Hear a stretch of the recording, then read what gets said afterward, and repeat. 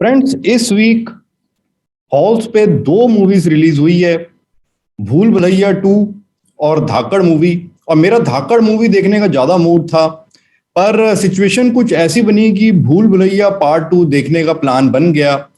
और जो मैं सोच के गया था मूवी देखने, जो मेरी एक्सपेक्टेशंस थी, ये मूवी उससे ज्यादा अच्छी निकली। मूवी मुझे पसंद आई, मैं सेटिस्फाइड रहा मूवी देख के। फुल मुझे एंटरटेनिंग मूवी लगी, मजा आया मूवी देख के। ये बेसिकली एक हॉरर कॉमेडी मूवी है, और जिसमें कि कॉमेडी ज्यादा है। इसको मैं कहूंगा 80% कॉमेडी है ये मूवी, और 20% हॉरर का एलिमेंट है। और इंटरवल तक तो ये मूवी बिल्कुल फुल कॉमेडी चलती है, कहीं पे बोर नहीं करती, मजा आ जाता है इंटरवल तक तो हंसते हंसते पेट में दर्द हो जाता है। मेरे को तो बहुत इंटरवल तक मजा आया। और इंटरवल के बाद भी अच्छी रहती है, पर उतनी ग्रिपिंग या उतनी एंटरटेनिंग नहीं रह पाती जितनी इंटरवल से पहले है। इंटरवल के बाद हालांकि इसमें ट्विस्ट एंड टर्न्स ज्यादा आती है, सस्पेंस भी आता है, थ्रिल भी आता है, और इसका क्लाइमैक्स भी मेरे को पसंद आया। ओवरऑल इसकी स्टोरी मेरे को अच्छी लगी, बढ़िया लगी स्टोरी। तो इंटरवल के बाद भी अच्छी है, बट थोड़ा सा मुझे इंटरवल के बाद लगा कि जो स्टोरी है तो उसको जो प्रेजेंट करने का तरीका है, उसकी जो एग्जीक्यूशन है, उसमें इंप्रूवमेंट हो सकती थी। तो थोड़ा सा कंफ्यूजन ज्यादा हो जाती है, जिसको उतने अच्छे तरीके से क्लियर नहीं कर पाते, तो वहां पर इंप्रूवमेंट हो सकती थी। और साथ ही मैं ये भी बता दूं कि इस पार्ट का या जो पहला पार्ट आया था भूल भुलैया का, उससे कोई कनेक्शन नहीं है। ये पार्ट अपने आप में इंडिपेंडेंट है। तो अगर आपने वो नहीं देखा पहला, या पहला पार्ट भूल गए है, क्योंकि मुझे भी पहला पार्ट याद नहीं था उसकी क्या स्टोरी थी, तो ये पार्ट बिल्कुल इंडिपेंडेंट है, उसके आगे कंटिन्यू नहीं होती। तो अपने आप में इंडिपेंडेंट स्टोरी है। और जैसे मैंने आपको बताया कि ये मूवी इंटरवल के बाद थोड़ा इसमें ज्यादा ट्विस्ट एंड टर्न्स आती है, और कॉमेडी कम हो जाती है, हॉरर एलिमेंट बढ़ जाता है, और उससे पहले ये कॉमेडी ज्यादा रहती है।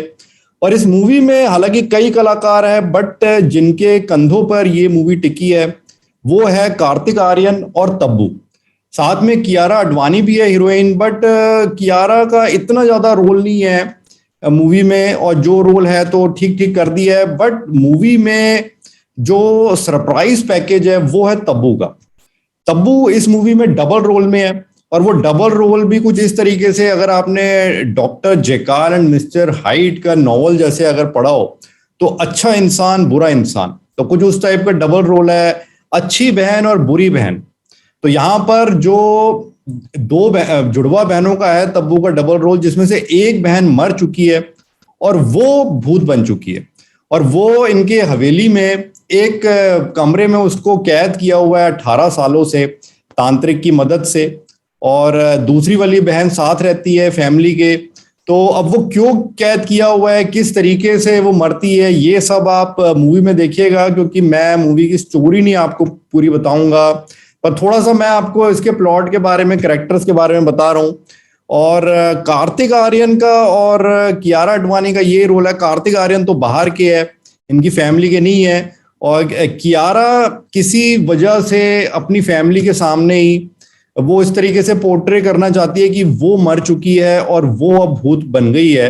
अब ये भी ऐसा क्यों है, ये भी आप मूवी में देखिएगा। और कार्तिक इसमें कियारा की हेल्प करते हैं। तो ये जो पूरी बड़ी हवेली में रहती है, तो वहां तो एक तरह से कियारा तो नकली भूत की तरह है, और कार्तिक आर्यन एक ऐसे कैरेक्टर हो गए कि जो भूत से बातचीत कर सकते हैं, कम्युनिकेट कर सकते हैं। हालांकि असलियत में नहीं कर सकते, बट ऐसा वो दिखाते हैं, और उस पे पूरा जो लोग हैं सब विश्वास कर लेते हैं, और उनको कोई बहुत बड़ा महात्मा समझने लगते हैं। उसकी ये इनको उपाधि मिल जाती है। और कियारा नकली भूत होती है, और तब्बू यहाँ पर असली भूत भी है, और दूसरा डबल रोल में है, दूसरी बहन के रोल में। तो स्टोरी इसकी इंटरेस्टिंग है, इसका जो क्लाइमैक्स है वो भी, उसमें अच्छे ट्विस्ट एंड टर्न्स है। ओवरऑल मूवी एंटरटेनिंग है। और एक्टिंग का जैसे मैंने आपको बताया कि तब्बू की एक्टिंग इसमें जबरदस्त है, बहुत ही कमाल की एक्टिंग की है। तब्बू की एक्टिंग देख के तो मुझे ऐसा लगा कि she is now at present the best actress of Bollywood. ये उपाधि इनको मिल जानी चाहिए। दोनों ही रोल्स में बहुत ही कमाल की एक्टिंग की है। और सिर्फ एक एक्टिंग ही नहीं, इनकी पर्सनैलिटी मैं तो देख के थोड़ा दंग रह गया कि एक तो होता है कि एक्टिंग से पता लगता है, सिर्फ पर्सनैलिटी से ही उनकी पूरी झलक आ रही थी कि जो मान लीजिए अच्छी बहन और बुरी बहन का कैरेक्टर है, तो काली साड़ी में जब तब्बू है तो वो पर्सनैलिटी से ही लगता है कि नहीं एक ईवल वाली बात आ रही है, और जब लाल साड़ी में है तो लगता है कि नहीं एक अच्छी अच्छी लेडी वाली अच्छी बहन वाली बात आ रही है। और उनके एक्सप्रेशन से ही इसके अलावा पूरी तरह जमी है तब्बू इस मूवी में, सरप्राइज पैकेज है। और कार्तिक आर्यन ने भी अच्छी एक्टिंग की है, अच्छा काम किया है, पर मुझे कार्तिक आर्यन का परफेक्ट नहीं लगा। वो इसलिए क्योंकि जैसे मैंने आपको बताया 80% कॉमेडी है मूवी में, तो जहां पर कॉमेडी वाली बात है तो वहां पर तो कार्तिक आर्यन बिल्कुल छाए हुए है, बहुत ही कमाल की एक्टिंग की है, बिल्कुल कॉमिक टाइमिंग जबरदस्त है। बट जो वो 20% बाकी हिस्सा है वहां मुझे लगा कार्तिक को इम्प्रूवमेंट की जरूरत है, क्योंकि अब कुछ ऐसे सीन्स थे जहां पर इमोशनल होना और इंटेंस होने की जरूरत थी, सीरियस होने की जरूरत थी, और वो ऐसी कोशिश कर रहे थे। बट मूवी में वो एक वन ट्रैक मुझे लगा उनका हो गया कॉमेडी वाला। तो जो जहां पर सीरियस और इंटेंस उन्हें होके दिखाना था तो वहां पर भी वो उतना नहीं हो पाए, वो कॉमेडी वाला ही थोड़ा ज्यादा लग रहा था, तो वहां पे थोड़ी सी कमी रह गई। बट ओवरऑल कार्तिक की एक्टिंग भी अच्छी थी, बट तब्बू की तो परफेक्ट थी। और मूवी ये बढ़िया है, फैमिली के साथ आप देख सकते हैं, क्योंकि इतनी ज्यादा कोई हॉरर नहीं है, थोड़ा बहुत हॉरर है, बेसिकली कॉमेडी है, तो ये आप पे डिपेंड करता है जो हॉरर है तो उसमें आपको कितना डर लगता है। और वैसे नीट एंड क्लीन मूवी है, कोई ऐसे एडल्ट सीन से एडल्ट लैंग्वेज नहीं है, फैमिली के साथ आप फुल एंजॉय करेंगे। हॉरर कॉमेडी मूवी है, बेसिकली कॉमेडी मूवी है। और मूवी को मैं रेटिंग्स दूंगा 4/5।